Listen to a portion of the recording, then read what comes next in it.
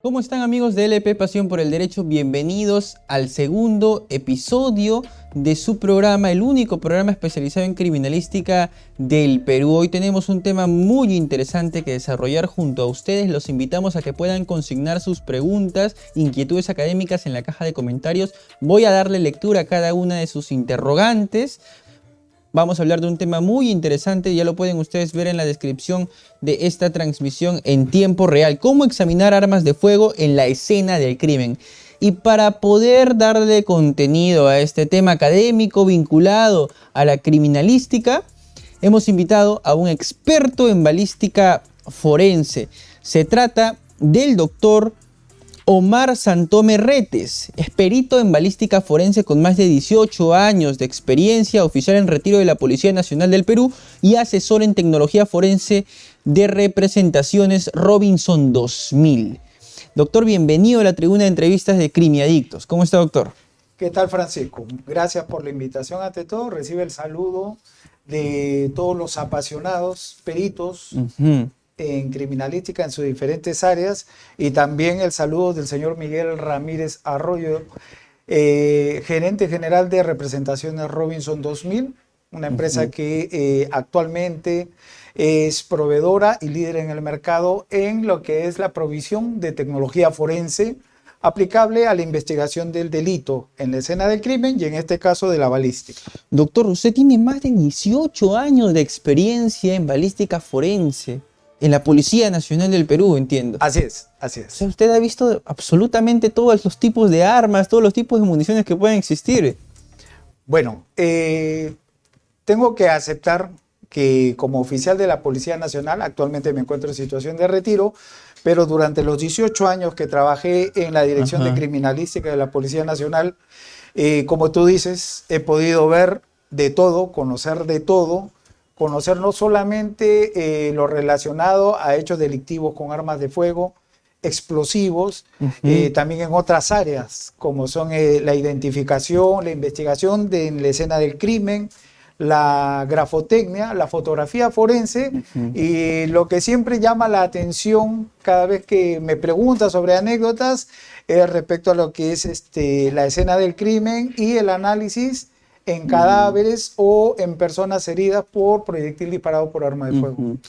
¿Qué es un perito en balística forense, doctor? Partamos desde esa primera pregunta para poder darle contexto a las personas que tienen un interés por la criminalística, pero que no conocen en específico las funciones que desarrolla un perito en balística forense. Ok, bueno, empecemos por la voluntad que tenga el policía en entrar en este campo de la balística forense. Para esto, lo primero que tiene que tener dentro de esas cualidades el policía es que sea un apasionado de lo que es la investigación. Para esto, el policía, postula a la Escuela de Criminalística de la Policía Nacional, que está ubicada en la Dirección de Criminalística, valga la redundancia, en la avenida Aramburu 550 en Surquillo. Y tiene que postular a un curso de balística forense. En ese curso de balística forense va a recibir la experiencia, las cátedras dictadas por peritos que tienen muchos años en la especialidad y aprenden que la balística forense no es solamente teoría, sino que es mucha práctica. Y en especial mucha práctica, ya que trabajar con armas de fuego siempre va a demandar que sean armas reales, y cualquier persona no tiene acceso a un arma real, no tiene acceso a una escena del crimen. Entonces, para convertirte en perito de balística, tienes que tener el 80% de práctica y el 20% de conocimientos, que es la inversa de otras especialidades profesionales en lo que es criminalística. Hoy vamos a aprovechar ese 20% de conocimiento para que usted nos pueda explicar paso a paso las partes de un arma de fuego, una pistola, y también las partes de una munición o cartucho. Perfecto. Que muchas veces es confundida como bala, ¿no? La gente comúnmente suele llamar a esto de aquí bala. Así es. ¿Es correcto llamar bala a esta estructura? Podemos llamar bala no a toda la estructura, porque toda la estructura, como vemos acá, toda esta estructura es un cartucho. Todo No eso es un cartucho. Esto es un cartucho. ¿Y qué cosa es el cartucho? Ok. Es el que está conformado por una vaina o casquillo, que es la parte de metal larga del cartucho, y un proyectil. El proyectil que está en la parte delantera del cartucho es lo que comúnmente se denomina bala. Bala o proyectil. Bala o proyectil. Así es. Todo es un cartucho. Todo es un Repitamos. cartucho. Todo esto es un cartucho. Así es. Así es. O una munición. Munición también, pero la denominación munición se utiliza generalmente en el campo de la acción, del combate. Hemos visto nosotros, por ejemplo, en las películas policiales o militares que están en combate con armas de fuego y se acaba la munición. Entonces ahí sí es aplicable el término munición. Necesito más municiones. ¿Por qué? Porque en esa cantidad de municiones se están utilizando en ese momento, en la refriega. Entonces pide más municiones. Pero cuando no está en combate, son cartuchos. Es cartuchería. Así es. Cartuchos. Me dice usted que solamente esta parte de arriba, la puntita del cartucho, sí, se le denomina bala o proyectil. Proyectil. Ok. Lo de abajo, doctor, ¿qué vendría a ser? Ok. Tenemos el proyectil, tenemos el casquillo. El casquillo. El casquillo que contiene la carga de proyección. ¿Qué cosa es la carga de proyección? ¿La pólvora? La pólvora. Ok. Así es. Y si le damos vuelta al cartucho, vemos en la base esta parte que se llama culote. Culote. Exacto. Generalmente en el culote vamos a encontrar el calibre real, el calibre nominal del cartucho, y vamos a encontrar al centro un pequeño círculo que es el fulminante, que es el que va a iniciar la ignición de la pólvora para que se produzca el disparo, que es la expulsión por la expansión de gases del proyectil a través del ánima del arma de fuego. Vamos a graficarlo mejor. Está quedando bonito este clip. Aquí tenemos el gráfico de lo que vendría a simular un cartucho o munición en tiempos de guerra, en tiempos de conflicto. Claro. Esto es la bala, la parte superior, la bala. Abajo está el culote. Así es. Y lo del centro es el casquillo. El casquillo, vamos a poner aquí. El casquillo. Casquillo. Y como componente del casquillo está el culote y el fulminante. ¿Cuál es el fulminante aquí? El que está en la base. Ok, lo que vendría a estar por acá. Exacto. Si inclino esto así. Exacto. Perfecto, perfecto. Me queda clarísimo, doctor. Ahora, en este cartucho, si uno aproxima la óptica, afina la vista, va a poder encontrar aquí una hendidura que se ubicaría acá. Una hendidura. Es como un relieve pequeño, ¿no? Así es. Es como un relieve, ¿verdad? Esa hendidura, ¿para qué sirve eso, esa hendidura? Esa hendidura ¿qué función cumple? El cuello. El cuello. ¿Y cuál es la función? En lo que son armas automáticas y semiautomáticas, hablamos de pistolas ametralladoras y fusiles, sirve para que la aguja, la uña extractora, extraiga el casquillo una vez que se produjo el disparo. Eso explica, doctor, por qué en muchas películas los militares cogen su ametralladora y mientras van disparando el casquillo va a salir disparado a la derecha. Disparado, exactamente. ¿Qué es lo que ocurre? Hay una uña que se llama uña extractora, se produce el disparo y lo jala, cogiéndolo de esta hendidura que ves acá sobre el culote, entre el culote y el casquillo. Lo extrae, lo expulsa y en forma rápida. Por eso es que vemos nosotros cuando se grafica en películas que salen los casquillos. Por montones. Así es. En el caso, por ejemplo, de pistolas ametralladoras, de fusiles. En pistolas que vemos en las películas, vemos que van saliendo de acuerdo al tiempo, a la cadencia de disparos que realiza la persona que acciona el arma de fuego. Un disparo, una expulsión. Es decir, al momento de disparar, el casquillo vendría a ser el residuo del disparo. Así es, así es. Mientras que el proyectil sale hacia adelante para alcanzar el blanco pretendido o casual, el casquillo sale expulsado y su lugar es tomado por un nuevo cartucho que va a realizar la misma función de expulsar el proyectil y extraer el casquillo y expulsarlo. Ujú. ¿De qué está fabricado, doctor, la bala o proyectil? Las Ok. puntitas de la munición o cartucho. Ok. Tienes unas muestras ahí de... Sí, aquí tengo unas cuantas muestras. A ver. Este proyectil, coge los proyectiles que tienes ahí. Perfecto. Perfecto. Ese proyectil que ves allí Ujú. es de una pistola de un cartucho para pistola semiautomática calibre .45 ACP. ¿Qué cosa es .45 ACP? Es .45 centésimas de pulgada. Ujú. Entonces, cuando hablamos un proyectil, este proyectil es calibre 45, pero 45 ¿qué? Muchas veces las personas se equivocan o se confunden porque no conocen, no es necesario que conozcan esto, y dicen calibre 45 milímetros. Y tú dices 45 milímetros. Entonces tú sabes que Sí. el centímetro tiene 10 milímetros y si habla de 45 estás hablando más o menos de 4 centímetros y medio. Entonces, tenemos que hablar con propiedad, .45 centésimas de pulgada. Bueno, de cómo está constituido un proyectil. El proyectil tiene diferentes estructuras. Por ejemplo, conocíamos nosotros en los revólveres que tenían los cartuchos de plomo. Este es un cartucho de plomo. Este es, perdón, un proyectil de plomo. Es plomo crudo. El plomo tiene una forma determinada. Es ojival, llamamos ojival, y el cartucho y el proyectil de plomo generalmente es disparado por revólveres. Ese es un cartucho de De revólver. revólver calibre 38. Y la bala o proyectil es de plomo. Es de plomo. Lo que yo tengo en manos es un cartucho de pistola. Así es.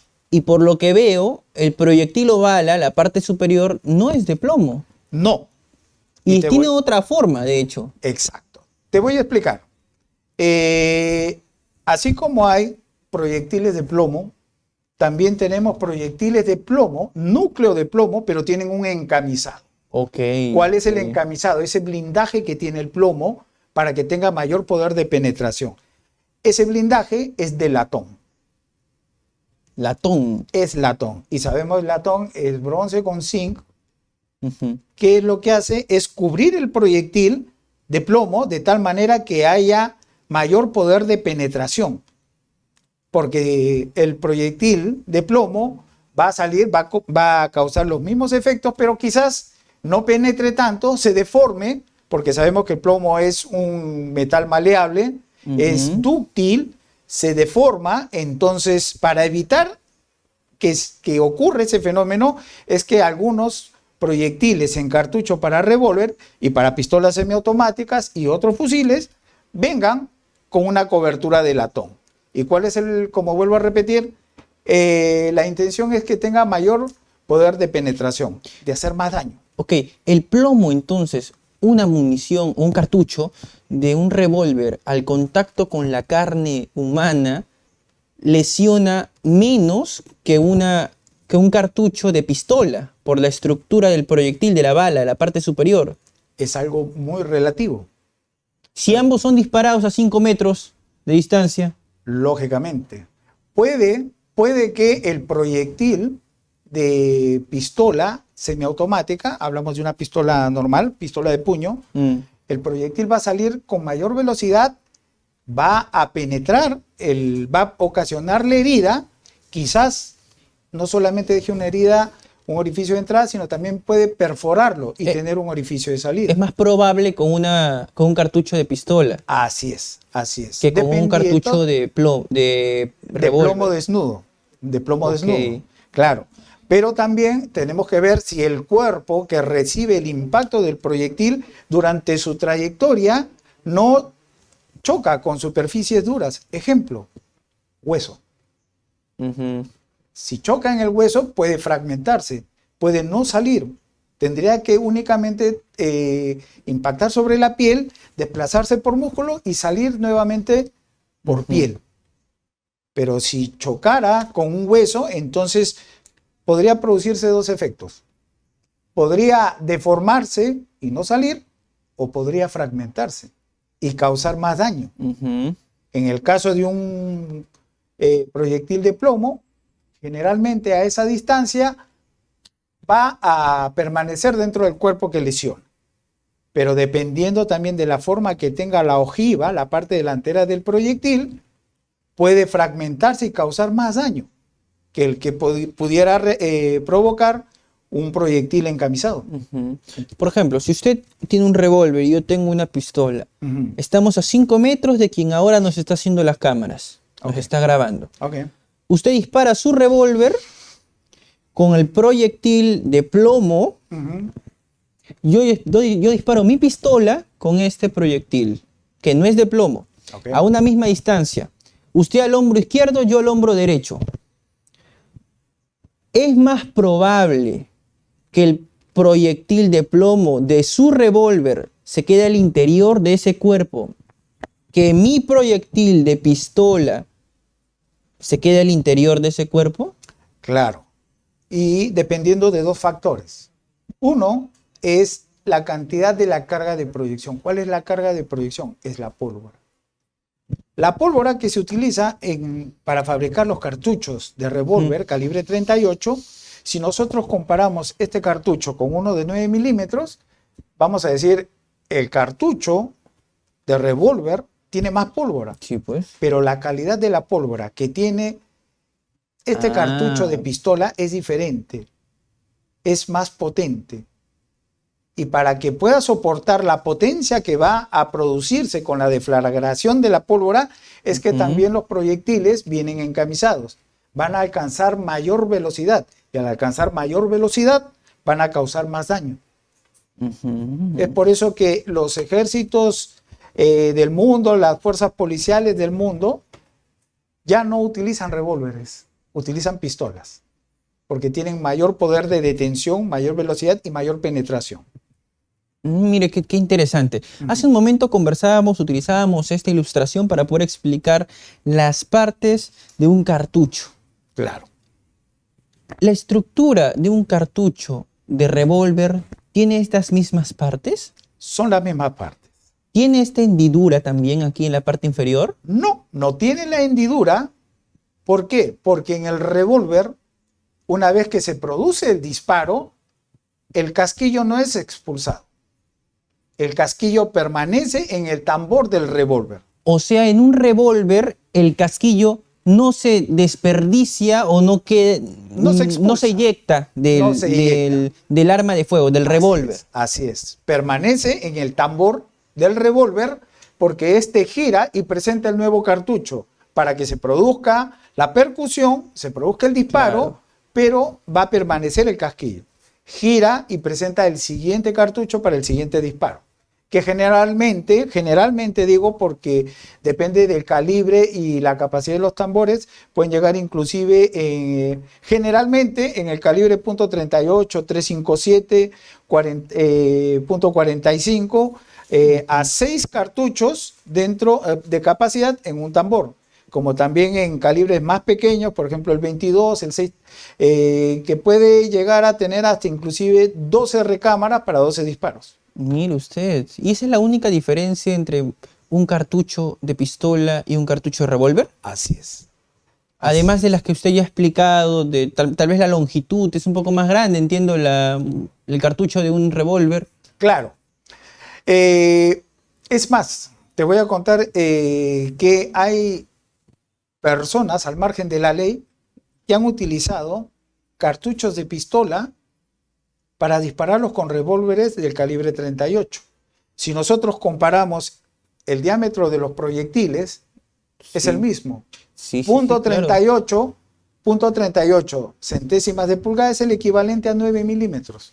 Ajá. Pero dice, ¿pero por qué no puedo disparar un cartucho de pistola en un revólver? Lo pueden hacer. Lo pueden hacer. ¿Y qué es lo que hacen? Lo colocan y le ponen un pequeño freno para que sirva como cartucho de revólver. Es decir, al momento que golpee no se vaya el casquillo un poco ¿Cómo más es un freno? ¿A qué se le refiere? ponen una anilla de metal aquí en el cuello, de tal manera de que no salga para adelante. Claro, no eyecte. Se permanece. Pero ¿cuál es el problema? Que la estructura de las ánimas de estas armas de fuego, de revólveres, muchas veces no están preparadas para que se produzcan. ¿Pero con qué intención lo hacen? ¿Para que sean más letales? No, lo hacen ¿Para que sean más generalmente letales el porque disparo? no consiguen cartuchos. Tengo acá 9 milímetros, yo sé que puedo utilizarlo con un revólver, lo adapto. Eso es adaptar, pero no tiene mucha duración. ¿Por qué? Porque puede producir el anillamiento del ánima del revólver, o inclusive, si son armas adaptadas, pudieran inclusive llegar a producir que se fragmentara el tubo cañón. Es muy peligroso, no solamente para la persona que hieren, sino para el propio operador del arma. Ujú. Doctor, ¿y estos cartuchos que son más grandes, son más puntiagudos? Ok. Cualquier persona que visualiza esto desde sus hogares, de sus monitores, podría concluir que esto es más letal que lo que acabamos de ver hace un momento, ¿no? Que los cartuchos de revólver y de pistola. Exacto. Sí, efectivamente. Lo que tú tienes en este momento en la mano es un cartucho para fusil o carabina del calibre 5.56 milímetros. Tú ves que el proyectil es mucho más delgado, tiene una forma cónica, que es equivalente a que, digamos, va a penetrar más una ojiva que es en punta que una que tenga la forma roma. Y ese cartucho es utilizado para lo que es armas de guerra. Armas de guerra. Arma de guerra. Es un calibre 5.56 utilizado por fusiles de asalto o fusiles ametralladoras. Esto no es de uso civil, ¿o sí? Hay un calibre que es de uso civil y que se utiliza para, por ejemplo, la cacería. Ok.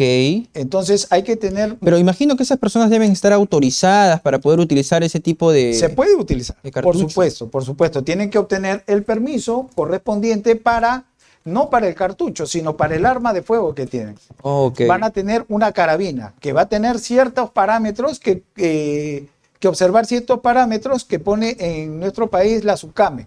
Sí. Esto es mucho más grande, evidentemente. Es mucho más grande. Mucho más grande. Hay mayor carga de proyección, quiere decir, hay más pólvora y tiene mucho más alcance. ¿Viaja más en el aire? Viaja más en el aire y todo dependiendo del largo del ánima del tubo cañón. Mientras más largo el tubo cañón, va a aprovechar La propulsión más es mayor. la propulsión que produce la deflagración de la pólvora y va a tener un alcance mayor. Si yo le coloco un silenciador a una pistola, ¿el alcance va a ser mayor? No. Porque puedo entender de que es más largo, ¿no?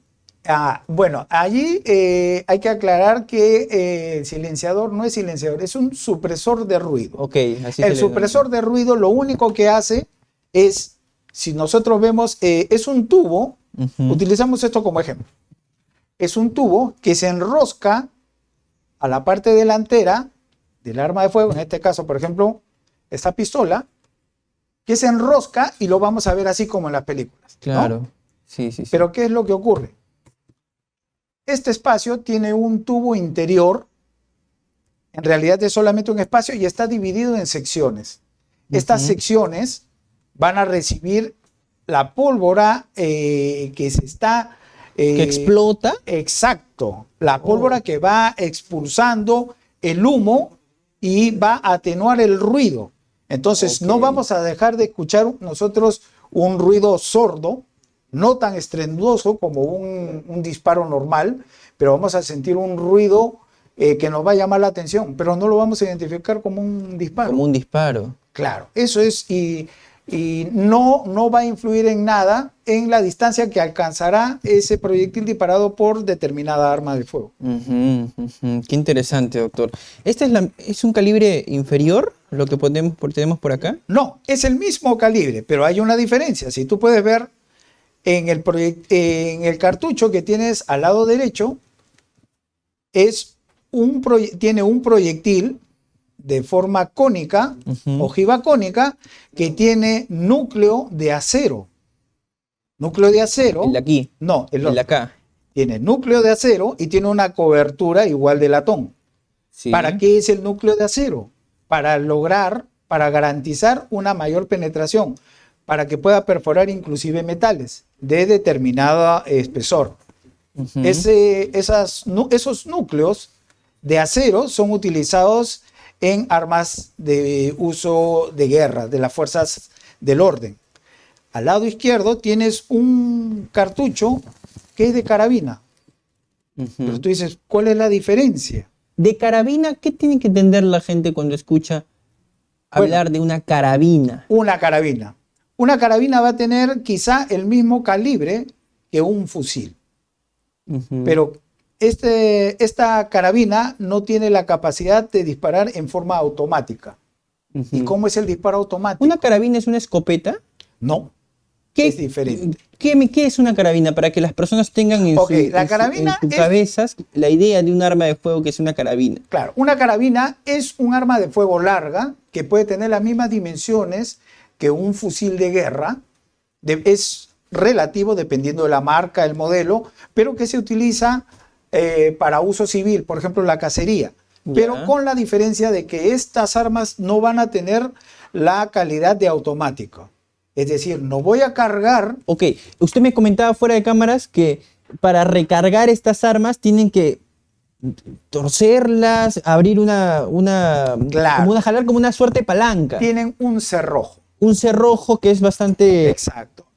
complicado de manipular, no tienes que jalar, entiendo. Claro, tú cargas la carabina Estructura. con los cartuchos, que generalmente pueden ser 15 hasta máximo 18 cartuchos, produces un disparo, con ese cerrojo jalas y al hacer esto, igual va a coger el cuello del casquillo y Ujú. lo va a expulsar. Esto Ya salió sí, el disparo. tiene una hendidura aquí. Exacto, esa hendidura va a expulsarlo y al momento que uno adelanta el cerrojo nuevamente y lo vuelve a su posición inicial, está cargando otro cartucho. Ok. Entonces los disparos son tiro por tiro. Ujú. En cambio, los fusiles tienen, aparte de esa capacidad de disparar tiro por tiro, también lo pueden hacer en forma automática. Ujú. Es decir, cargas una sola vez, apretas el disparador y salen tantos disparos como esté capacitada el arma para hacer. Ujú. Lo que decimos comúnmente ametralladora, fusil Claro. ametralladora, que también es una denominación que se usa generalmente en el argot de cualquier persona, pero también tenemos que diferenciar lo que son fusiles automáticos, fusiles semiautomáticos, fusiles pesados, ametralladoras, que es un tema ya, es un poco más extenso, pero vamos a tener la oportunidad también de explicarlo. En su general, momento. ¿cómo se clasifican los cartuchos, doctor? Ok. Los cartuchos, como sabemos, sirven para ser disparados por armas de fuego. Tienen diferentes fabricaciones, diferentes nacionalidades y en nuestro medio, de acuerdo a las normas de SUCAMEC, están clasificados en cartuchos y calibres de uso civil y de uso policial militar para las fuerzas del orden. Hay calibres que son de uso, por ejemplo, para armas de puño, de pistolas, por ejemplo, semiautomáticas, que es el calibre 9 milímetros corto. El que tienes en la mano es un calibre 9 milímetros. Este es un calibre corto. 9 milímetros. 9 milímetros corto. Corto. Así ok. es. A diferencia del calibre 9 milímetros Parabellum o 9 por 19 milímetros, que es de uso militar policial. Ok. Es decir, cuando en la televisión escuchamos fue el presunto ladrón o el ladrón utilizó un calibre 9 milímetros, ¿Ok? podemos entender que puede haber sido esta o esa. O esta. Exacto. Pero si la policía utilizó una munición o cartucho 9 milímetros, definitivamente usó esa, porque ese es de uso militar y policial. Este es de uso militar y policial. 9 milímetros por 19. 9 por 19 o 9 milímetros Parabellum. Este cartucho, armas de fuego 9 por 19, no son de uso civil. Como te vuelvo a repetir, pueden usar 9 milímetros, pero el 9 milímetros corto, que si lo trasladamos al sistema americano sería .380. ¿Pero qué cosa es .380? .380 milésimas de pulgada, que es el equivalente al 9 milímetros, que es la medida europea. ¿Los milímetros se calculan sobre el cartucho o sobre el arma de fuego? Hay dos formas de determinar el calibre. ¿Es correcto decir una pistola 9 milímetros. Sí, ¿Es correcto? es correcto. ¿Y es correcto decir un cartucho 9 milímetros? También. También es correcto. Es correcto. Ok. Pero hay que diferenciar que hay dos tipos de calibre. El calibre real y el calibre nominal. ¿Cuál es el calibre real? El calibre real está dado por el diámetro del ánima del tubo cañón del arma de fuego. Esta es una pistola calibre 9 milímetros. 9 por 19 o 9 milímetros Parabellum, de uso de las fuerzas del orden, militar policial. Ahora, ese es el calibre real, pero ¿cuál es el calibre nominal? El que se le da a los proyectiles o a los cartuchos que han sido fabricados directamente para este tipo de arma de fuego. Entonces este es el calibre nominal, pero en sí el calibre, como te vuelvo a repetir, lo da el diámetro interno del ánima del tubo cañón del arma de fuego. Es decir, el calibre del cartucho tiene que coincidir con el calibre del arma de fuego. Definitivamente. O sea, si usted coge el cartucho y lo trata de introducir por la punta del arma de fuego que tiene allí, ¿va a ingresar o no va a ingresar? No va a ingresar. ¿Por qué no va a ingresar, doctor? Tiene que coincidir. Vamos a explicarlo, vamos a explicar. Como les decía, este es el calibre real y este es el calibre nominal. Se supone que debería entrar. Claro que sí. Si yo hago esto, no va a entrar completamente. En absoluto. No va a entrar. ¿Y a qué se debe esto? ¿A qué se debe? A que al momento que se produce el disparo, el proyectil va a ingresar al ánima del tubo cañón. Ajá. Con la fuerza de la deflagración de la pólvora, se va a encoger. Se va a encoger el proyectil, se va a adelgazar y se va a clavar en el ánima del tubo cañón y va a tomar la forma o la dirección de las rayas helicoidales que corren dentro del ánima del tubo cañón y va a empezar a girar en su recorrido. Y más esa fuerza que viene atrás de la deflagración de la pólvora va a salir disparado y girando en determinado sentido. Entonces, de esa forma es que vamos a ver que este proyectil que no entra por acá, de todas maneras, al momento de producirse el disparo, va a atravesar el tubo cañón. Va a correr a través del tubo cañón y para esto el tubo cañón de las armas de fuego son fabricadas de tal manera de que la concentración del metal sea muy dura, muy resistente, porque a lo largo de la vida útil que tiene el arma de fuego tiene que resistir infinidad de disparos, quizás miles, hasta millones quizás de disparos, pero lógicamente se va a producir un desgaste. Se achata, es decir, al momento de salir disparado, Se angosta. Adelgaza. O se desgasta. No, se adelgaza. Las rayas helicoidales. No, se adelgaza. Se adelgaza. Exacto. Va a tomar la forma, va a tomar la huella que van a dejar las rayas helicoidales sobre el proyectil. No es que se desgaste. No, no se desgasta. No se desgasta. Con el tiempo, lo que se va a desgastar es el ánima del tubo cañón. Ok.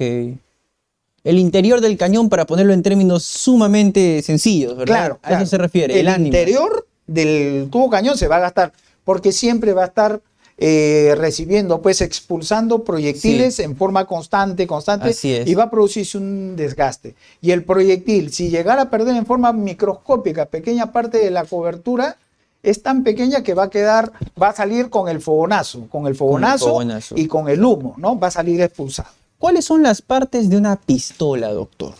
Ok.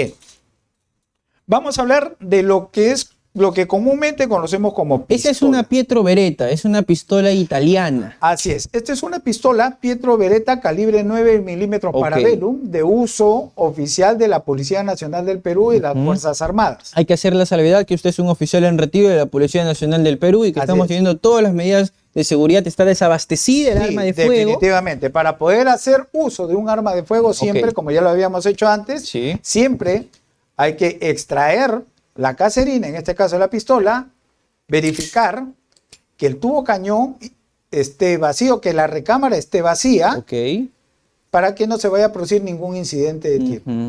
Hay un dicho en la policía y en el argot de la balística que hasta los palos de escoba disparan.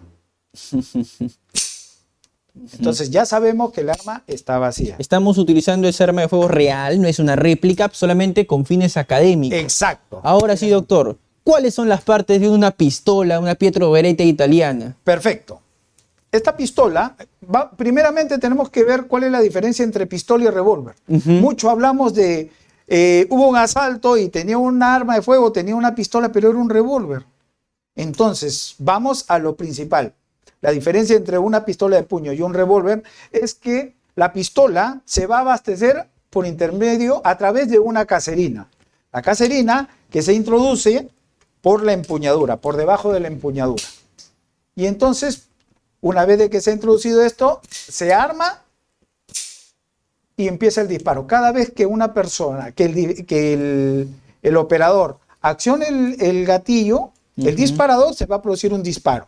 Va a expulsar el casquillo, va a hacerse el disparo y va a cargar automáticamente otro cartucho. Sí, así es. Entonces, a diferencia del revólver, que el revólver es un arma que tiene un tambor giratorio. El tambor giratorio se produce el disparo, gira el tambor y presenta el nuevo cartucho. Entonces, ya creo que es claro la diferencia entre pistola y revólver. Bueno, las partes de una pistola. Las partes de una pistola, primero está la empuñadura. La empuñadura. Con las cachas a ambos lados. Tiene el cargador. La cacha de una pistola. Eso se escucha muy a menudo, ¿no? Lo golpeó con la cacha de la pistola. Con la cacha. ¿Cuál es la cacha de la pistola, doctor? La cacha es la tapa lateral. Esta tapa es la cacha. Tiene dos cachas en este caso. Lo que sería claro decir es que lo golpeó con la empuñadura del arma. Lo golpeó con el arma, pero la cacha no es necesario que las personas sepan de esto. No es necesario, pero se ha generalizado el uso de ese término. Entonces, la caserina, que es el cargador, la empuñadura con las cachas, tiene el disparador, que es el gatillo, comúnmente conocido como gatillo, el guardamonte, que es este círculo de metal que protege el disparador, tiene el armazón, este es el armazón, que tiene la empuñadura y tiene sobre la parte superior el conjunto móvil o corredera. Corredera. Exacto, conjunto móvil o corredera y el tubo cañón. Tubo cañón. Y dentro podemos ver en esta parte que es la recámara. Es la recámara donde se va a presentar el nuevo cartucho para producir el siguiente disparo. Tiene las miras. Esta es la mira, este es el guión. Tiene su seguro, que puede ser ambidextro. Rojo peligro, me decía usted. Rojo peligro, rojo peligro. Pero si yo bajo esto, está en seguro. No pasa absolutamente nada. No pasa nada. Pero si está en rojo, peligro, entonces siempre llevar el arma en seguro si no se va a utilizar. Entonces estas son las partes básicas de una pistola, que son muy similares a las del revólver, pero con la diferencia de que el revólver tiene un tambor. ¿Podría simular ahora mismo un disparo a cualquier lugar, a donde estaba apuntando en su momento? Ok. Para producir un disparo en la pistola, se arma primero el arma de esta forma, sube el cartucho y va a quedar en esta posición. El martillo percutor está listo para golpear el guión. Allí quería llegar, perfecto. El martillo golpea. ¿Qué golpea exactamente? La aguja percutora. No golpea el culote, ¿o sí? No. De un cartucho. No, golpea la aguja percutora. ¿Y qué cosa es la aguja percutora? La aguja percutora es en sí, como lo dice su propio nombre, una aguja que se va a encargar de golpear el centro del cartucho, el fulminante. Al golpear el fulminante, se va a encender este fulminante que a su vez va a iniciar la ignición de la pólvora o la carga de proyección. Y esa fuerza que se libera va a buscar el lugar más débil para poder escapar y lógicamente que es la unión del casquillo con el cartucho y es ahí donde se produce el disparo. Expulsa el proyectil. Entonces, volviendo, el arma ya está lista para disparar. Acciono, golpea el martillo, la aguja percutora y se produciría el disparo. Esa es la forma de todo tipo de arma de fuego que emplea ese método para expulsar sus proyectiles, perdón. Es decir, yo puedo identificar si un cartucho ha sido disparado por la parte trasera del mismo, por el culote. Así es. Si es que yo encuentro una marca en el centro, puedo determinar que ese cartucho ha sido disparado y probablemente reconstruido para volver a ser disparado. Por supuesto. En balística forense, en la escena del crimen, generalmente donde se utilizan armas de fuego, generalmente se usan pistolas. Al utilizar pistolas, vemos por ejemplo en los noticieros todos los días que hay estos asaltos, robos, están asaltando en las calles, matando a los sicarios. Entonces, ¿qué es lo que hace el perito? El perito en criminalística, en balística, llega a la escena y ¿qué es lo que va a hacer? Va a recoger los casquillos o proyectiles que se encuentren en la escena. Estos casquillos, luego de haber sido disparados y expulsados del arma de fuego, en la parte posterior, en el fulminante, van a tener la marca de la aguja percutora del arma que los disparó. Es muy importante recoger estas muestras porque estas muestras son enviadas posteriormente al laboratorio de balística forense, en donde son sometidas a un estudio microscópico comparativo. El estudio microscópico comparativo es un arma fundamental para determinar qué arma percutó o disparó un proyectil o percutió un casquillo. Y esto se hace a través del estudio microscópico comparativo. No tenemos el arma, no se encontró el arma. Perfecto. Entonces se hace la consulta de este estudio microscópico con la base de datos del sistema IBIS con que cuenta la Policía Nacional y podemos identificar el arma que disparó o percutió ese casquillo. Ahora estamos a la vanguardia de la balística forense en Sudamérica, pues contamos con este sistema que es muy avanzado y que gracias a los esfuerzos que está haciendo la Policía Nacional, se están cargando muestras, disparos experimentales de todas las armas de uso civil, militar y policial para tenerlas en una base de datos. Y esa base de datos... Como un ADN el ADN del arma de fuego. Del arma de fuego. Qué Así interesante. No solamente en casquillos, sino también en proyectiles. Mediante el análisis de estas rayas helicoidales de que conversábamos. Partiendo del entendido de que toda arma tiene su propia personalidad y son totalmente distintas. Aunque usted tenga una Pietro Beretta del 2005, yo tengo una Pietro Beretta del 2005 de la misma serie, de la misma gama, de la misma marca, la misma versión, el mismo día compradas. Exacto. Si es que usted dispara su Pietro Beretta y yo disparo mi Pietro Beretta, las municiones o los cartuchos o el casquillo, el relieve que le produzca el casquillo a través del cañón va a ser totalmente distinto. Exacto. Puede ser que sean dos pistolas que han salido en el mismo lote. Ah, mire. Yo te digo, F7-415-7Z, F7-415-8Z, la que le sigue a esta. Se han utilizado las mismas maquinarias para producirlas, pero los disparos van a ser diferentes. Las marcas que van a quedar en el casquillo, en los casquillos y en los proyectiles disparados van a ser diferentes y van a permitir que se pueda identificar exactamente el arma que los disparó. ¿Y eso las empresas que fabrican las armas lo hacen adrede para que puedan ser identificadas? No. ¿O es que es propio de la producción masiva de las armas? Aparte de la producción masiva, también la dureza del metal que se utiliza. Estas diferencias a simple vista, a observación macroscópica, tú vas a decir son exactamente lo mismo. Ajá. Pero para eso se utiliza el microscopio de comparación balística, que va a ver estas diferencias diminutas, pequeñísimas, que van a decir, esta arma disparó este proyectil. Ahora, ¿alguien podría decir, doctor? ¿Algún curioso podría decir, sí está bien, doctor, pero fíjese, si usted realiza dos disparos, los casquillos, es decir, esta parte, los casquillos del cartucho disparado no van a ser los mismos el uno del otro. Es decir, si usted ahora realiza dos disparos, el cartucho 1 va a ser distinto, el casquillo 1 va a ser distinto al casquillo 2. ¿Podría ocurrir esto? Por lo tanto, ¿esto haría más compleja la identificación de los mismos? Exacto. Mira, has dado un punto muy, muy interesante para poder explicarlo. Yo puedo tener mi pistola Ajá. y dentro de la caserina tener cartuchos de la marca, por ejemplo, Luger, 9 milímetros por 19. Puedo tener también cartuchos de la fábrica Giulio Fiocchileco, italianos, 9 por 19. Puedo tener cartuchos también en mi caserina de la marca Celeri Velot, de República Checa. Ujú. Y esta arma los va a disparar.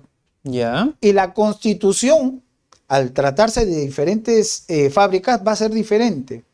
Van a utilizar quizá diferentes Sí, tipos de claro. aleaciones, ¿no? Entonces van a decir, va a ser difícil determinar. No, sí se puede hacer, porque no vamos a la dureza o a la diferencia del material utilizado en la fabricación de los cartuchos, sino a la marca que deja la aguja percutora, y no solamente la aguja percutora del arma, sino también la marca que deja, lo que habíamos conversado también, la uña extractora. La uña extractora también deja una marca. La uña extractora que se clava aquí. Y extrae el casquillo después que se produjo el vale. disparo. Y también en forma microscópica se puede determinar, independientemente de que sean de la misma marca o diferente marca los casquillos. ¿Cómo avanza la tecnología, no, doctor? Sí, sí, en lo que es la identificación de armas de fuego a través de los casquillos y proyectiles percutidos y disparados ha avanzado mucho. Podemos hacer un símil con las huellas dactilares, las impresiones dactilares. Son únicas en cada arma de fuego y eso permite de que muchos casos puedan resolverse no inmediatamente, pero quizás armas de fuego que han sido utilizados en varios eventos puedan después relacionarse y decir, esta arma, de acuerdo a la base de datos del sistema IBIS, se utilizaron en 5, 6, 7, 8 hechos delictivos y se va a determinar en una forma indubitable. ¿Existen cartuchos o municiones más letales que esto? Dependiendo del calibre del arma de fuego. Podemos tener los cartuchos antiaéreos. ¿Hemos oído de los cartuchos antiaéreos? Podemos hablar, por ejemplo, del cartucho calibre .50. .50 centésimas de pulgada, que es bastante ancho. Vemos nosotros los fusiles que utilizan los francotiradores, sí. que tienen, al ser de mayor tamaño, tienen mayor carga de proyección y tienen mayor alcance. Entonces, inclusive estas municiones se conocían como antiaéreas o antitanque, porque llegan a perforar. Perforan tanques. Llegan a perforar, siempre y cuando tengan el núcleo no de plomo, sino de acero. ¿Pueden perforar un vehículo blindado? En algunos casos sí. También tenemos que ver el ancho del blindaje, porque hay blindajes que dependiendo del espesor de las planchas que se utilicen, pueden permitir hasta dar protección hasta cierto calibre. Por ejemplo, lo de uso civil, que vemos acá muchas agencias de seguridad que blindan vehículos que pueden resistir hasta el calibre, hablemos del 7.62. ¿Has oído hablar de, por ejemplo, los fusiles FAL? Sí. FAL, Claro, que usa claro la que Fuerza sí. Armada. Sí. El calibre 5.56 de los fusiles Galil, que usa también la Fuerza Armada. Pero cartuchos de mayor calibre, por ejemplo, un .50 centésimas de pulgada, podría atravesar estos blindajes. Entonces, cuando hablamos de aviones, hablamos de tanques, carros de combate, tienen cierto espesor las planchas de blindaje que permiten resistir este tipo de impactos. Pero lógicamente, a mayor espesor, más peso y más dificultad para el traslado. Ah, mire usted, doctor, qué interesante. Doctor, ¿cómo puedo identificar un orificio de entrada y de salida producidas por una bala, por un proyectil? ¿Cómo se logra identificar ello? Para eso, mire usted, en su escritorio le he proporcionado unas imágenes. Aquí podemos visualizar dos orificios. Así es. Orificio de entrada de proyectil de arma de fuego a boca tocante, dice. Así es. A boca tocante. Y allí podemos visualizar un orificio. La segunda imagen, orificio de salida de proyectil de arma de fuego. ¿Cómo las identifico? Yo, a primera impresión, mire, yo no soy un perito, soy un observador, un curioso de estos temas, el orificio de entrada tiene un delineado circular casi perfecto. Claro. Y el orificio de salida, el orificio está deforme. Así es, así es. Mi primera impresión me indica eso. ¿Qué le dicta a usted su impresión como perito al visualizar estas dos imágenes? Bueno, cuando vemos la imagen de la derecha, a la derecha a tu derecha, podemos ver en el que dice orificio de entrada, es claramente identificable que es sobre piel. Sobre piel. Vemos cabellos, entonces podemos decir que se trata de una cabeza humana. La piel humana tiene una resistencia, no sé si sabías esto, de 7 kilogramos por centímetro cuadrado. Es decir, en 1 centímetro de piel humana podemos tener una resistencia de hasta 7 kilogramos. Increíble. Muchos no sabían esto, pero es medicina legal. Bueno, entonces, ¿qué es lo que ocurre? La piel es elástica. Sí. Cuando se produce el disparo, el proyectil va a ingresar y va a arrastrar la piel hacia el interior del cuerpo. Entonces, al momento de pasar el proyectil, se va a hacer más pequeño el orificio. Es decir, se va a expandir y se va a encoger. Entonces vemos de que los bordes están dirigidos hacia la parte interna del cuerpo. A diferencia del orificio de salida, que vemos el proyectil ha venido avanzando y tiene los bordes vertidos, es decir, hacia afuera y en forma estrellada. En este caso vemos un poco redondeado, pero no perfecto, no tan redondo como el orificio de entrada. ¿Solo así los puedo identificar o hay otro tipo de lesiones que debo observar? Por ejemplo, independientemente de esta lesión que yo le acabo de presentar en esa imagen. Allí, ¿cuál es el tatuaje, por ejemplo? Bueno, el tatuaje no siempre se va a presentar. Allí no se presenta. Aquí no se presenta. O no lo podemos ver, bueno, por la calidad de la imagen, porque es una ¿Y el tatuaje es la pólvora que queda alrededor de la lesión? Exacto. Pero ¿cómo se produce? ¿Cómo podemos determinar si hablamos de tatuaje? Tendríamos que retroceder a lo que es disparos a corta distancia y a larga distancia. ¿Cómo determinar con solamente analizar la herida que se produjo? Y esto se hace de una manera muy fácil. Primero tenemos que saber que las armas de puño van a producir, al momento que se produce el disparo, van a expulsar no solamente humo, van a expulsar hollín.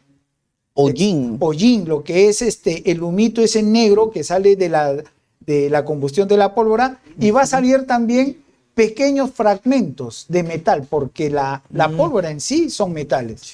Entonces, mientras más cerca esté a la superficie de donde va a impactar el proyectil, estas marcas, este hollín, este humo, esta quemazón, se van a impregnar sobre la piel.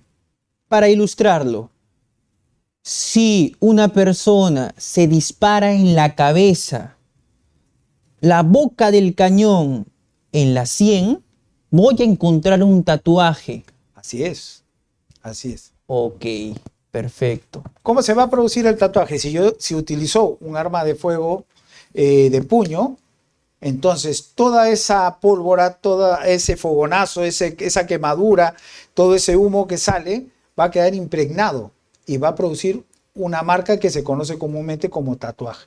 Tenemos que considerar que con un arma de fuego de puño se va a producir un tatuaje y va a dejar marcas de corta distancia siempre y cuando sea efectuada a 50 centímetros.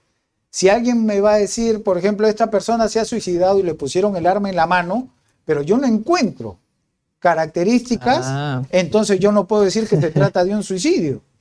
Porque voy a saber yo, por doctrina, que es, si no tengo esas marcas, si no hay una prenda de vestir, no hay una interfase, y dicen que es un suicidio y no encuentro, entonces yo puedo tener la certeza que ese disparo se produjo a más de 50 centímetros. Porque de 50 centímetros para atrás, estas marcas, este fogonazo, estas pequeñas fragmentos de pólvora no se van a quedar impregnados sobre la piel. Entonces, cuando vemos esas características en la piel, Entonces podemos decir, y el arma de fuego la tiene, por ejemplo, el suicida, siempre vamos a encontrar que el suicida va a terminar con el arma en la mano. Esa es mentira, que se suicidó y el arma quedó Claro. a 2 metros, 2 metros. No, eso es mentira. ¿Qué es lo que ocurre? Cuando una persona, un tonto, Ajá. se suicida, ¿qué es lo que hace? Al momento de ingresar la bala, se produce en el cerebro, hablando en forma coloquial, se produce un cortocircuito a nivel neuronal. ¿Y qué es lo que hace? Aprieta el arma. Todo el cuerpo se Ok. contrae. Entonces el arma va a quedar en la mano. Ahí puedo hablar de un suicidio. Y lógicamente, con el análisis balístico voy a encontrar a través de la Músculos prueba tensos. músculos tensos, y además voy a encontrar los restos de disparo en la mano del suicida.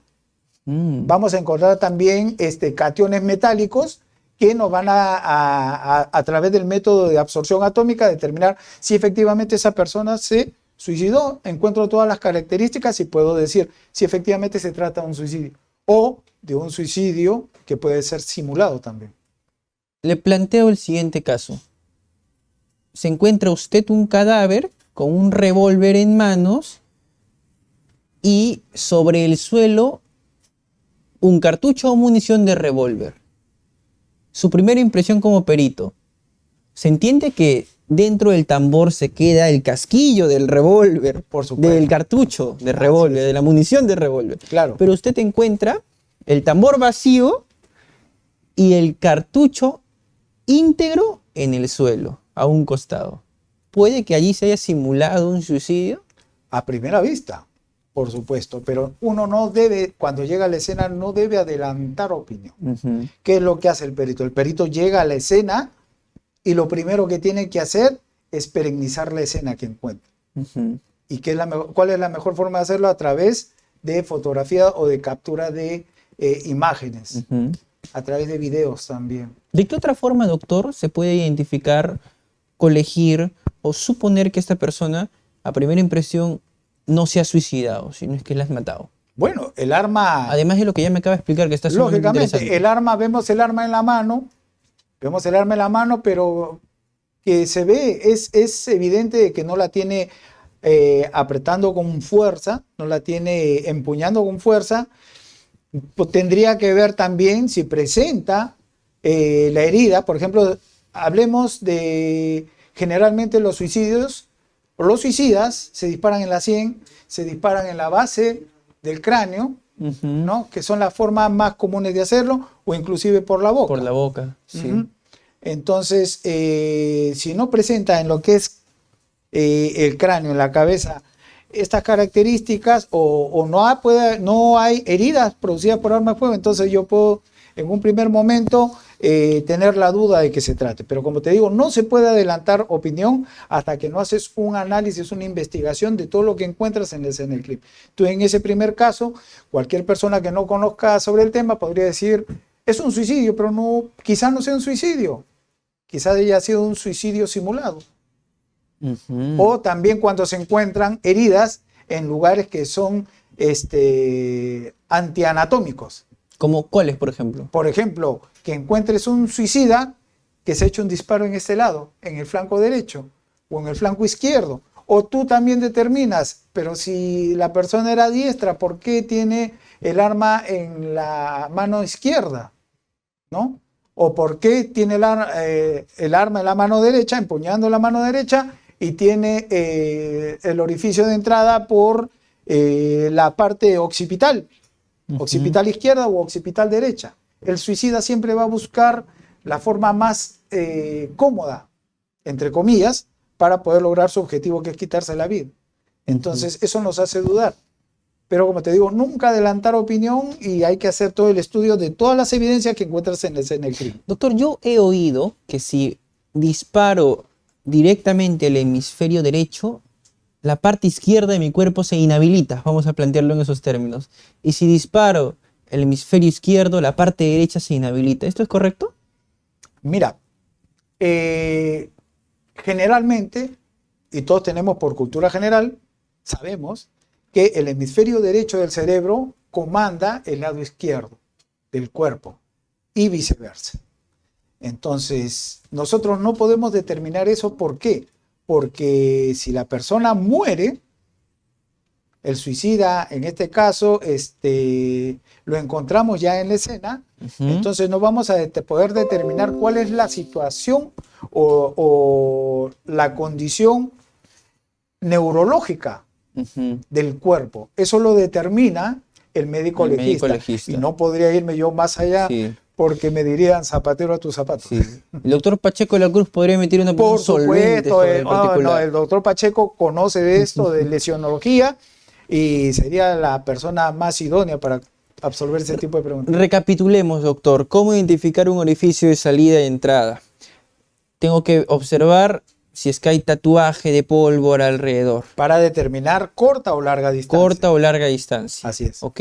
La estructura también del orificio de entrada es distinta a la del, siempre será menor, la del orificio de salida. Siempre será menor, generalmente menor al orificio de salida.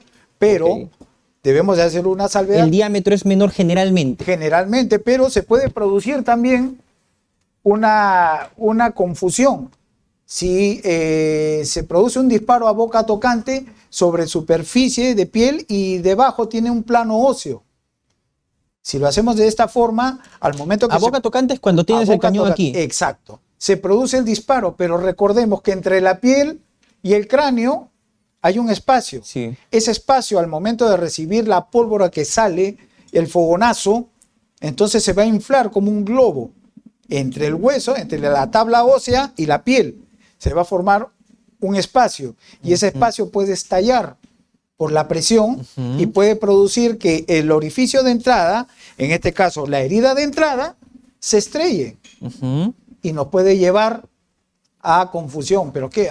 Aquí veo dos orificios de salida. No, uno es el orificio de entrada, pero hay que hacer el análisis debajo de la piel y ver si las características del tatuaje están sobre el hueso.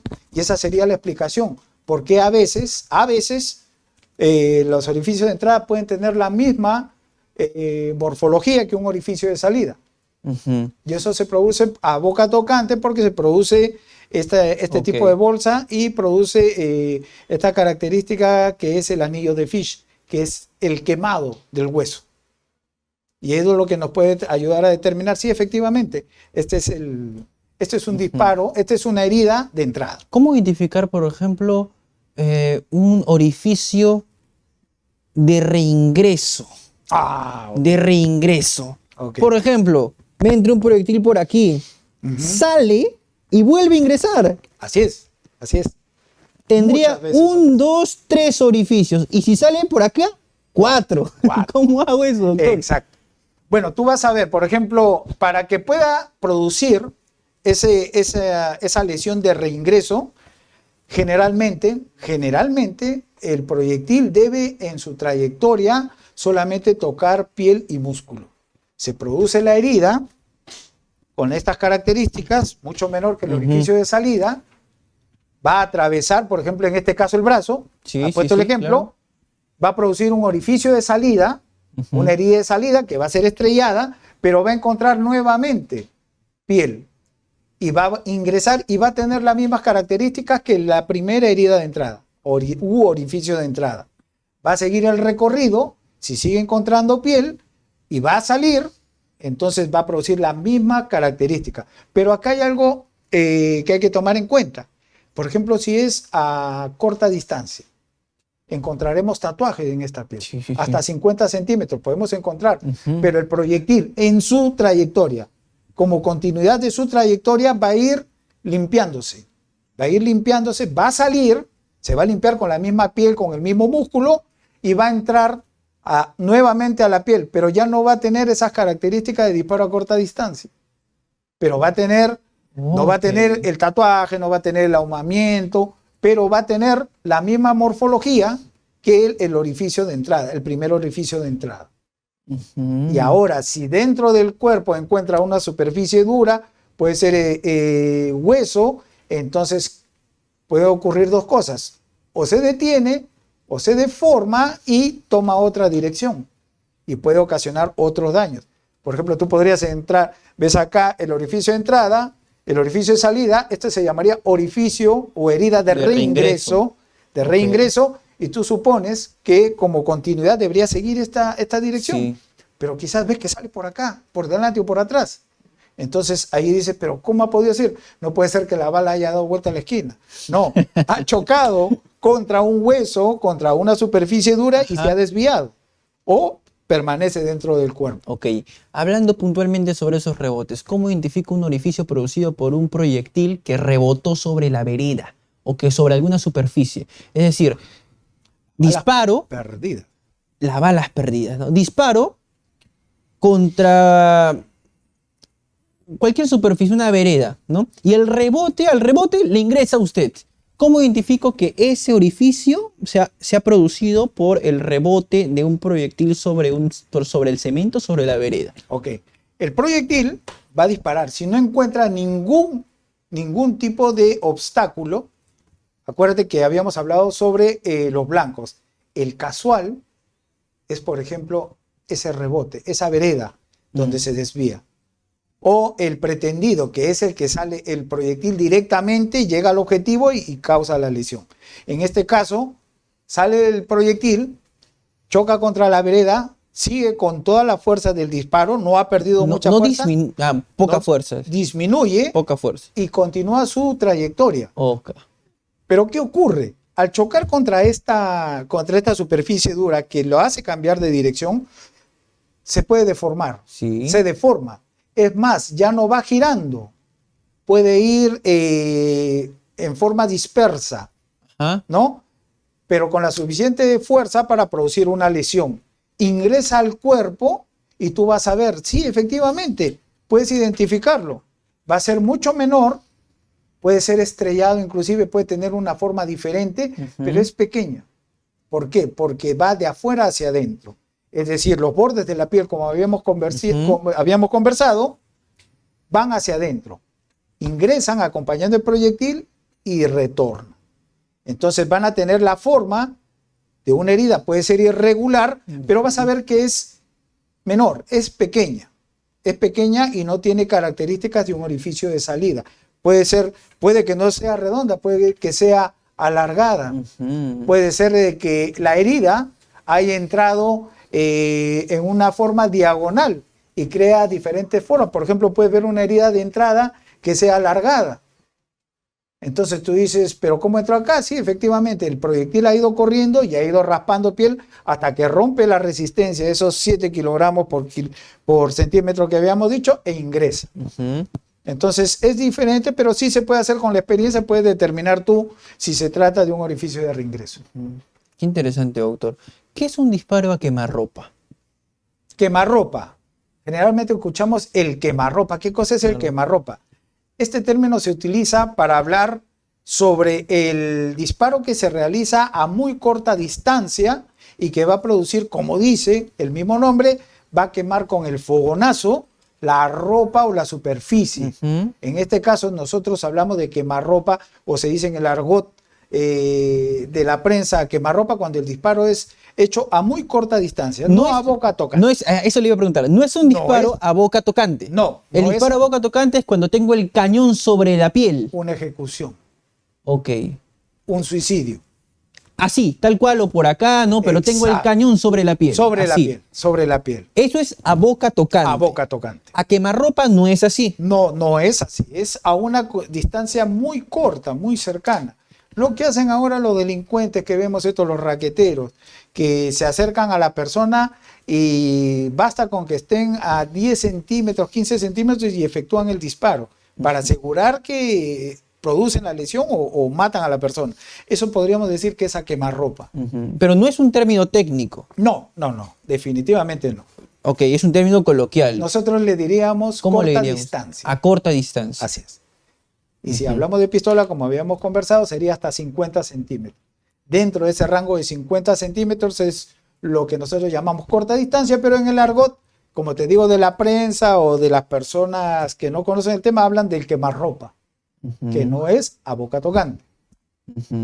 Un disparo puede ser a quemarropa o pueden ser varios disparos a quemarropa. ¿Por qué no? Claro que sí. Por ejemplo, te hablo de zona de emergencia, ¿no? Los terroristas, me acuerdo en esas épocas, te hablo del año 90, entre el 90 y el 95, que entraban a los poblados, entraban con fusiles que habían robado a las fuerzas del orden en atentados, en ataques, y había unos que no sabían utilizar. Entonces decían, vamos a ejecutar a esta autoridad porque ha hecho esto, el otro, está contra el partido. Entonces, ¿qué es lo que hacían? Acercaban el fusil para disparar, se supone que era un solo disparo, pero el arma estaba en automático. Y al momento de hacer apretar el disparador, se producían 5, 6, 7, 8 disparos en una sola, valga la torpeza de decirlo, en una sola apretada del gatillo, porque el arma estaba en automático y a corta distancia y se producían 5, 6, 7, 8 disparos. Y lógicamente la lesión era muy grande. Doctor, ¿cuánto cuesta una bala? Una bala. Un cartucho. Pero vamos a ponerlo en términos para que las personas nos puedan entender. Para que las personas entiendan. No se dice bala, la bala solamente es la parte superior. El proyectil. El proyectil lo que mata, lo que hiere. ¿Cuánto cuesta un cartucho? Un cartucho. O una munición. Una munición, hablemos así. Ok. Mira, si hablamos de 9 milímetros. 9 milímetros corto, que es de uso civil, cada una debe estar aproximadamente entre 2 a 2 soles 50. ¿2 a 2 soles 50? Así es. No son caras, no son caras. ¿Y esto por qué? Porque más caro está el pan, creo, 2 soles 50. Así es. Es que, ¿qué pasa? Tú compras los cartuchos, cuando los compras en forma legal, los compras por cajas que pueden venir 25, 50 o 100 cartuchos. Entonces, te los venden así. Pero cuando te los venden en el mercado negro, te los venden al menudeo, como se dice, te los pueden vender hasta 3, 4, 5 soles, ¿no? En el mercado negro. Caramba. La vida de una persona cuesta eso. 2 soles 50 en manos de la delincuencia. Yo esperaba un precio mayor a ese, no esperaba que me dijera 2 soles 50. 2 soles 50 un cartucho, y el de mejor marca. Por ejemplo, hablamos el 9 milímetros corto. Hablemos, por ejemplo, de la marca Luger americana. 9 milímetros corto, puedes conseguirlo hasta en 2 soles, un sol 80, pero las mejores marcas, por ejemplo... Eso en el mercado negro. No, en el mercado normal legal de venta de armas de fuego y municiones. ¿Y en el mercado negro mucho más barato? Mucho más barato o mucho más caro, dependiendo de la angustia en que se encuentre el cliente, ¿no? El comprador. 2 soles 50, doctor. Es lo que vale para el delincuente la vida de una persona. Es lo que vale la vida de una persona para robar un celular. Sí. Ahora usted me dice que vienen en un paquete alrededor de ¿cuántas municiones? Vienen generalmente, dependiendo de la marca, entre 25 cartuchos hasta 50 cartuchos. ¿Cuántas ingresan en su Pietro Beretta? ¿12? ¿16? 15. 15. 15 cartuchos y uno en la recámara. 16. 2 recargas aproximadamente. 2 recargas. 2 recargas y aproximadamente. Un poco más. ¿Y para revólver están igual o están menos? Son un poco más baratos. ¿Por qué? Porque hasta en las armas de fuego todo evoluciona. Entonces ahora más se producen lo que son pistolas que revólveres. Pero aquí hay algo que también nos llama la atención. Los delincuentes comunes, los raqueteros, los asaltantes, prefieren usar ahora revólveres que pistolas. Eso sí lo he oído. ¿Por qué razón? ¿Por qué? Porque saben, la delincuencia siempre está detrás de la policía y trata de alcanzar y tratar de sobrepasarlo en conocimientos. Entonces ellos ya saben que si quedan casquillos en una escena del crimen pueden identificar el arma. En cambio con el revólver no van a quedar casquillos. Es difícil que se encuentren proyectiles si es que no se ha herido a personas o quizá en la escena se pierdan los proyectiles, pero los casquillos no. Entonces ellos prefieren usar revólveres que no van a dejar tanto vestigio como una pistola, como es el proyectil y el casquillo. En el caso del revólver van a quedar proyectiles, pero no van a quedar casquillos. ¿Qué tan fácil es acceder a un arma de fuego en el Perú, doctor? En los últimos 25 años hemos tenido muchas armas que han entrado de contrabando al país, demasiadas armas. Generalmente por la frontera de la selva, la frontera norte, por la frontera con Bolivia también, y estas armas que son ingresadas en forma subrepticia por el narcotráfico. Y estos a su vez venden estas armas de fuego también a los terroristas. Ingresan armas de todos los calibres. De todos los calibres. De todos los calibres. Y no se están adoptando las medidas necesarias para frenar. Ni tampoco se puede, vemos que la legislación peruana sea contundente para castigar lo que es el contrabando de armas. Pero acá, sin exagerar, la cachina en la avenida, por ejemplo, por la avenida Argentina, por esos lugares, uno puede conseguir armas de fuego robadas y compran las armas de fuego. ¿Y cuánto puede estar costando un arma Dependiendo, de fuego en la cachina, 200 soles, 300 soles, 500 soles? Pues más, no quiero tener problemas, quiero el arma para asaltar, la alquilo.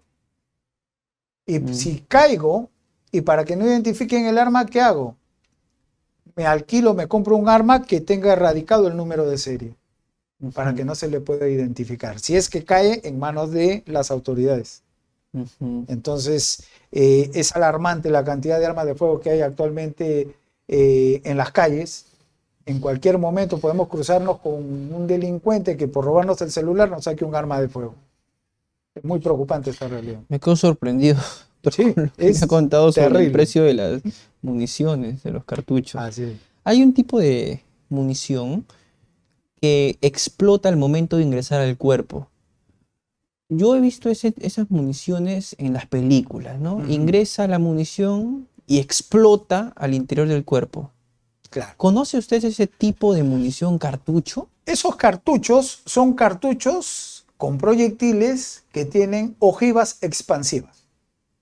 ¿Qué cosa es la ojiva Hay lugares expansiva? en donde eso está prohibido, tengo entendido. En el Perú está prohibido. En el Perú está prohibido. Sí, no se pueden utilizar en el Perú. Nadie puede comprar, ni comercializar, ni usar. Y es un agravante el utilizar armas de fuego. Ni policías o militares. Nadie puede usar ningún tipo de proyectil de ojiva expansiva. ¿Y cuál es la ojiva expansiva? No es que tenga una carga explosiva, sino que ¿de qué se trata? Hay cartuchos, como habíamos estado conversando ahora, que son de forma ojival. Sí. Esto aquí. Exacto. Esto tiene una forma ojival. Exacto. La bala o el proyectil. Exacto. Tiene la forma ojival. Pero te voy a explicar cómo es. Permíteme, por favor. A ver, ahí está, doctor.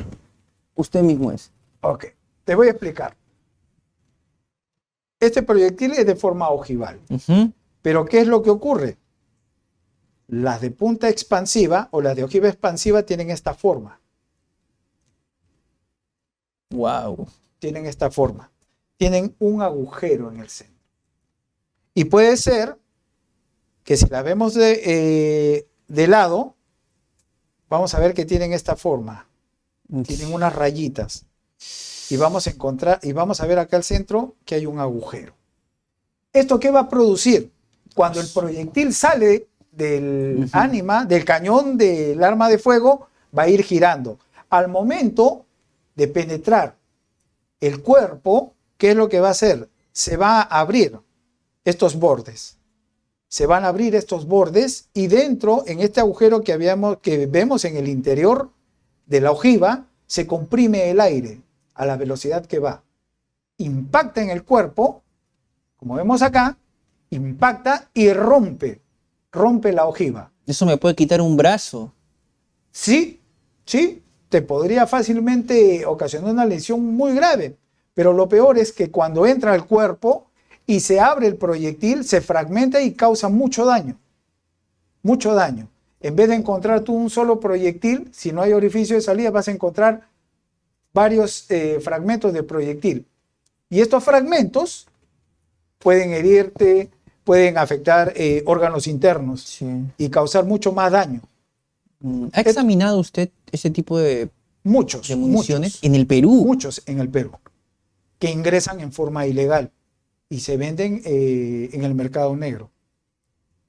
Causan mucho daño. Por eso es que nuestra legislación prohíbe el uso de cartuchos con proyectiles que tengan ojiva expansiva. ¿Y cómo hace usted, perito en balística forense, para analizar ese tipo de casos que son bastante inusuales, quiero creer? No tan inusuales como creen. No tan inusuales. No tan inusuales. ¿El análisis, el examen a esas lesiones toman otro rumbo o son los mismos Para procedimientos? poder realizar, se sigue el mismo procedimiento, pero generalmente se hace con la ayuda del médico legista, ya que el médico legista generalmente causan tanto daño este tipo de lesiones que generalmente producen la muerte. Entonces ya tenemos que hacer un análisis en lo que es la morgue junto con el médico legista. El médico legista va a determinar si este es un orificio de entrada y con nuestra ayuda en conjunto se van a, con mucha suerte, encontrar los fragmentos de estos proyectiles o extraer el proyectil que no llega a fragmentarse en más de 2 o 3 partes. Entonces se pueden extraer una gran cantidad de proyectil y se puede utilizar para hacer un estudio microscópico comparativo e identificar el arma que la disparó. Es muy complejo, las lesiones son bastante más graves que las producidas por un arma que haya disparado proyectiles con una ojiva normal. Usted me decía fuera de cámaras que las pistolas, las armas de fuego son el diablo. Son el diablo, son definitivamente. Definitivamente. Yo te decía que son el diablo, ¿por qué? Porque las armas de fuego, con la experiencia que tengo de tantos años, había trabajado en balística, también como oficial de la Policía Nacional, las armas de fuego despiertan la curiosidad en las personas. Hay muchos que tienen la capacidad o tienen una licencia para portar armas, pero se sienten empoderados por tener un arma de fuego, la exhiben, la enseñan, se sienten fuertes, ¿no? Pero yo siempre dije, como hablamos desde hace un momento, que en balística hay un dicho que hasta de un palo de escoba sale una bala. Las armas de fuego son muy peligrosas. Las personas que tienen armas de fuego en sus casas deben tener extremo cuidado, tenerlas en lugares seguros. Acuérdense que si tú tienes un arma de fuego, eres civil y tienes un arma de fuego, o seas militar o seas policía, el arma de fuego es para defenderte, no para atacar. Estás en tu casa, tienes que tenerlo en un lugar muy seguro, de tal manera que si tú tienes niños en la casa o adolescentes, no tengan fácil acceso. ¿Tiene hijos usted, doctor? Tengo 2 hijos, ¿sí? ¿Alguno de ellos tiene esa curiosidad de la que habla? Gracias a Dios, observa sus armas? no. Gracias a Dios, no. ¿Por qué? Porque con la experiencia que tengo, yo le digo a mi hijo, ¿sabes qué? Esto es una pistola, es algo peligroso, solamente lo utiliza papá. Esto causa mucho daño, hay que tener mucho cuidado. No se coge el arma de fuego, es peligroso, es el diablo. Yo siempre digo así, es el diablo. Por eso a las personas, tengan cuidado, si tienen un arma de fuego en la casa, ténganlo a buen recaudo. El arma de fuego se utiliza para defenderse, no para atacar, y hay que tener presente que el utilizar un arma de fuego trae serias consecuencias, que pueden inclusive no solamente afectar la vida de otras personas, la salud de otras personas, sino inclusive llevar a perder la libertad de la persona que es propietaria del arma. Eso es muy cierto. Sí, mucho cuidado con las armas. Muchísimas gracias, doctor, por su tiempo. Ha sido una conversación muy amena. Me quedo sorprendido por las cosas que ha contado. Sobre todo por el precio de las municiones, de los cartuchos. Al alcance de todo el mundo. 2 soles, 2 soles 50. Así es, así es. Muchas gracias, doctor. Gracias a ti. Ojalá podamos conversar más seguido. De hecho, han supuesto. quedado muchos temas pendientes. Por Sí. ejemplo, cómo se recogen cartuchos, casquillos de la escena del crimen, todos esos temas. Ojalá los podamos conversar en otro momento. Por supuesto, sí. Cuenta Muchas conmigo gracias. y gracias por la invitación. Hemos contado con la presencia del doctor Omar Santome Retes, perito en balística forense con más de 18 años de experiencia, oficial en retiro de la Policía Nacional del Perú, asesor en tecnología forense de Representaciones Robinson 2000. Visiten sus redes sociales, pueden googlearlos, son líderes en materia forense Y claro, cómo no, el doctor nos ha ofrecido pues una cátedra muy ilustrativa, muy didáctica, concerniente a esta especialidad vinculada a las pericias sobre balística. Bien, en este programa Crimiadictos, que se transmite todos los jueves a las 5 en punto de la tarde, el primer y único programa especializado en criminalística del Perú. Nos vemos el próximo jueves a esta misma hora, 5 en punto de la tarde. No se olviden de sintonizarnos a través de todas nuestras redes sociales que se transmiten por el portal jurídico más visitado de todo el Perú, LP Pasión por el Derecho. Permiso.